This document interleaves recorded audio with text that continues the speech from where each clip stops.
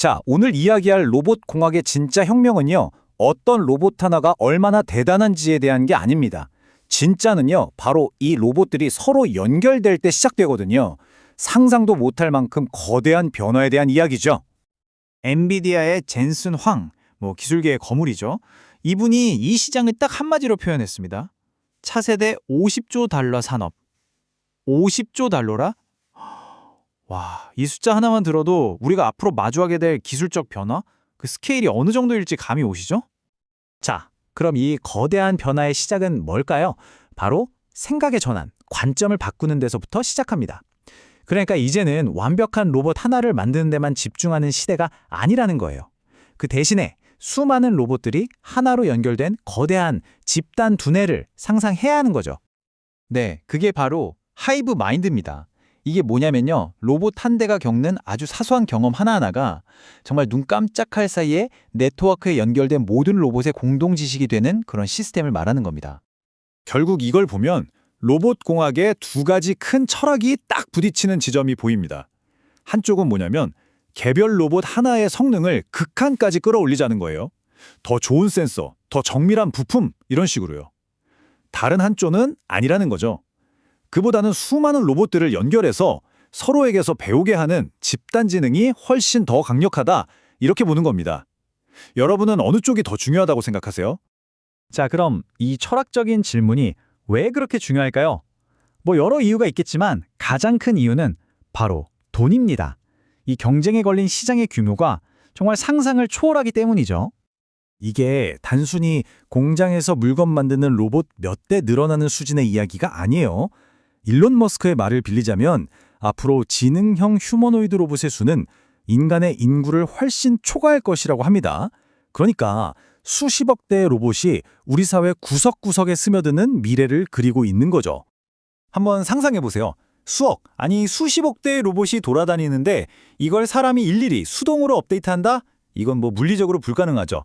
결국 이 게임의 승자는요, 하드웨어를 잘 만드는 회사가 아니라 이 로봇들이 쏟아내는 엄청난 양의 데이터 흐름, 이 핵심 인프라를 장악하는 쪽이 될 겁니다. 자, 바로 이 지점에서 정말 흥미로운 구도가 만들어집니다. 바로 시스템을 강조하는 실리콘밸리와 하드웨어를 강조하는 선전, 이 두 거인의 전략이 정면으로 충돌하는 거죠. 이 표를 보시면 그 차이가 명확하게 보이죠. 실리콘밸리, 그러니까 미국 쪽은 어때요? 테슬라 같은 기업들을 보면 알 수 있듯이 시스템 통합이나 네트워크 효과, 즉 공유 학습을 위한 플랫폼을 만드는데 집중하고 있어요.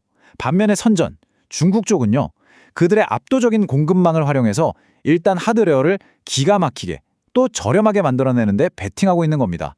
전혀 다른 게임을 하고 있는 거죠. 그런데 말이죠. 로봇의 수가 몇백만 대를 넘어서서 수억, 수십억 단위로 늘어나는 순간 정말 무시무시한 문제가 발생합니다. 모든 기업이 피할 수 없는 거대한 수학적인 벽에 부딪히게 되는 거죠. 바로 복잡성의 위기입니다. 바로 이겁니다. 5의 n제곱. 복잡해 보이지만 오늘 이야기의 진짜 악당이라고 생각하시면 돼요. 이게 무슨 뜻이냐면 로봇이 하나 추가될 때마다 관리해야 할 연결점이나 잠재적인 문제의 수가 그냥 하나 늘어나는 게 아니라 기하급수적으로 정말 폭발적으로 증가한다는 뜻입니다. 자, 그렇다면 질문은 이겁니다. 이렇게 생각하는 지게가 10억 개나 되는데 이걸 어떻게 완전한 혼돈 상태에 빠뜨리지 않고 관리할 수 있을까요? 기존처럼 중앙 서버에서 모든 걸 통제하는 방식? 어림도 없죠. 너무 느리고 비용도 엄청나고 무엇보다 한 군데만 잘못돼도 전체가 마비될 수 있잖아요. 이 엄청난 문제 해결책이요, 놀랍게도 최첨단 컴퓨터 과학이 아니라 아주 오래된 곳에서 나옵니다.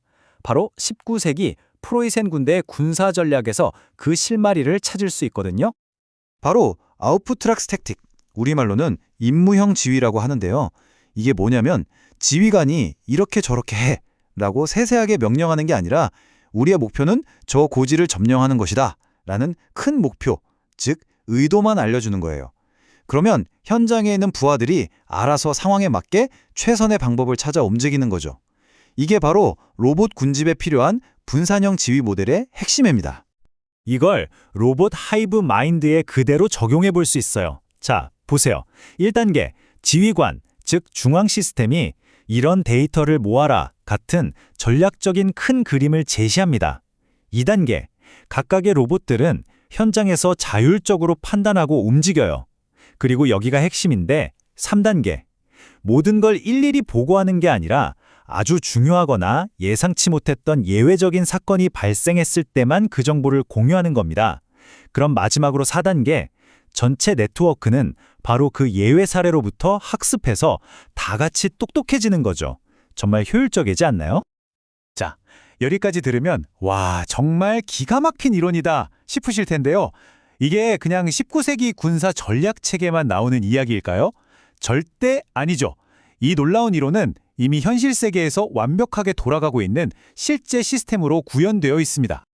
이론이 아니라는 확실한 증거가 바로 이겁니다. 화면에 보이는 이 특허 번호 US2024-049571A1 이게 바로 테슬라가 방금 우리가 이야기한 그 하이브 마인드 시스템을 실제로 만들어서 특허까지 받았다는 명백한 증거죠. 테슬라가 실제로 이걸 어떻게 하냐면요. 수백만 대의 차에서 들어오는 센서 데이터를 계속해서 지켜봅니다. 그러다가 뭔가 이상한 거, 이전에 못 봤던 특이한 사례가 딱 감지되면 전체 데이터를 다 보내는 게 아니라 바로 그 중요한 사건만 쏙 뽑아서 서버로 올리는 거예요. 이렇게 하면 어떨까요?